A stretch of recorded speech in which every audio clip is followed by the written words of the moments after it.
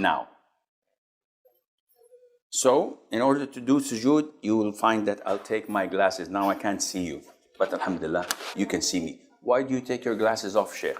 Because it will hinder putting the sujood spots properly. What do you mean by sujood? Prostration. As the Prophet said, ﷺ, I was ordered to prostrate on 7 limbs. He said, the face, and he pointed to his nose, meaning the forehead and the nose. These are related. This is one organ. The hands, the knees, and the feet. These are 7. So, I want to go to sujood. Do I raise my hands? No. I just say Allahu Akbar while falling to sujood. And this is what I do. Allahu Akbar. This is the way of performing sujood. What are the things I should paying attention to? Before I do the prostration, I'm still in the standing position. You have to know that, first of all, my hands should be pointing to the Qibla. So my hands are not this way and are not this way, rather they are pointing to the Qibla. Now, where should I place my hands? I have the option either to place my hands next to my shoulders or a little bit close to my ears. My knees are not so close together, they are apart. My feet, they are close to each other, erect, with some toes, not all of them, because it's impossible to have all your toes pointing to the Qibla, but the toes that are bendable can point to the Qibla. My arms are wide and spread, so my biceps are not close to my sides. So I have to spread as I'm spreading my wings. And my stomach is not touching my thighs. Some people just go very down. And I'll show you quickly, hopefully to the best of my knowledge and ability. So my forehead, my nose must touch the ground. And these 7 limbs must touch the ground throughout the sujood.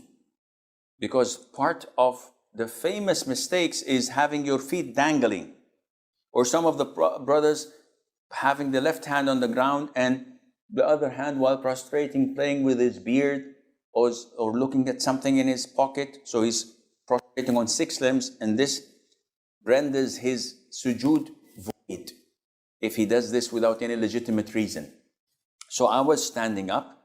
Now I'm falling into the sujood position, and I'm saying Allahu Akbar in between. So let's look at how I make the sujood.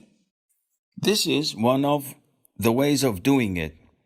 So my hands and fingers should be pointing towards the Qibla. My face, my forehead, and my nose are touching the ground. I should have my arms apart and away from my body, and at the same time, my stomach is not touching my thighs. Some brothers do this, and this is wrong. And this is too much spread. So the appropriate way is either having my hands next to my ears or to my shoulders. I can have this one here, and I can have this one here. Look at my feet.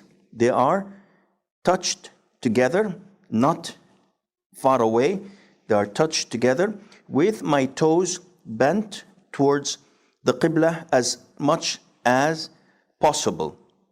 Now, if I'm praying next to people, to my right and to my left, if I do this, I'm gonna annoy them and maybe harm them. So it is permissible when you are in a tight position to put your elbows on your thighs or inside. What is haram and prohibited is to do this. This is prohibited, which I have my forearms on the ground like a dog. And the Prophet said that this is totally prohibited. What should I say? سبحان ربي الأعلى وبحمده سبوح قدوس رب الملائكة والروح. I make dua? Go ahead, make dua. As much as I want, as much as you want. Oh Allah, pay my debts. Oh Allah, guide my children. Oh Allah, guide my wife. Oh Allah, get me a second wife. Oh Allah, grant me health, whatever. In Arabic. Sheikh, I'm non-Arab and I can't say it in Arabic. No problem, say it in your own language. Oh, this is interesting. Yes, the closest you are is when you are in sujood position. So if I'm in my sujood position and I would like to sit between the two prostrations, I say, Allahu Akbar. And I sit on my left foot. This is called iftirash. And I erect my right foot with as many possible toes towards the Qibla. My hands are on my thighs and my knees. So it's in between. The area is possible. You don't have to do this. You don't have to do this. It's here. Sit normally. Don't be so technical. Sometimes People are so technical, they forget the prayer, they forget what you're reciting, and just think, oh, am I doing this right? Am I doing this wrong? Be natural. Follow the sunnah, acknowledge that this is the sunnah, the way of the Prophet, and do it naturally. And when I sit like this, I say, Rabbi ghfirli. Minimum is once. I can say 10 times, 10, 20 times. I can say 2, 3, 4, whatever. Rabbi ghfirli, Rabbi ghfirli. Issue of dispute. Is saying Rabbi ghfirli mandatory or sunnah? Some scholars say it's sunnah. I am inclined to say that it is mandatory because the Prophet ﷺ always used to say it. Any other dua? Yes, there is a longer dua. Rabbi ghfirli warhamni wa'afini wajburni wahdini warfa'ni. All of this is possible. This is the prostration or the sitting between the two prostrations.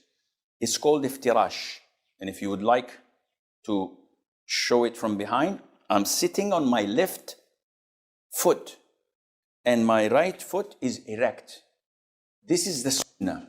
Sheikh, I have problems with my right foot, so can I put it down like this? No problem. Sheikh, I'd like to sit with 2 feet on one another because this is the only way I feel comfortable. No problem. Your prayer is valid. You will lose the reward of the sunnah. But your prayer is totally valid, akhi, no problem. Not only that, Abdullah ibn Umar, may Allah be pleased with him, at the end of his time, he used to sit cross-legged. And when some of his companions followed him, he said, no, this is not the sunnah. I'm doing this because of my knees. You should sit like the sunnah. But the position is what? Sitting. So no matter how you sit, there are things, but the more you are following the Prophet, the better it is for you.